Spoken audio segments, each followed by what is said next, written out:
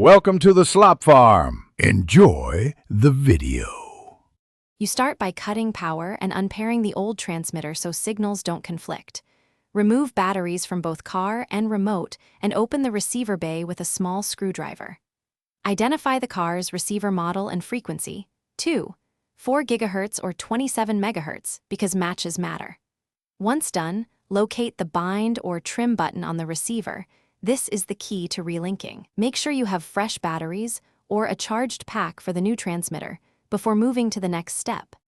Power up the car's receiver and insert batteries into the new transmitter, then put the receiver into bind mode by pressing its bind button.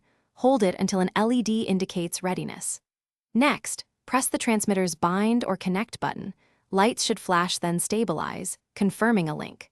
Once bound, gently test throttle and steering with short inputs to confirm directions and range.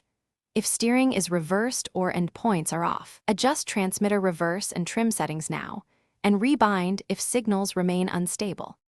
Finish by securing the receiver and routing the antenna away from motors and ESC to avoid interference.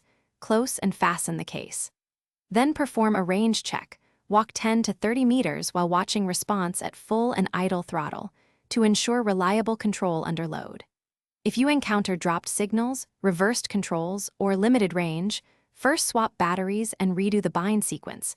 If problems persist, inspect antenna integrity and confirm transmitter/receiver frequency compatibility. Thanks for watching. Consider subscribing if we helped you today.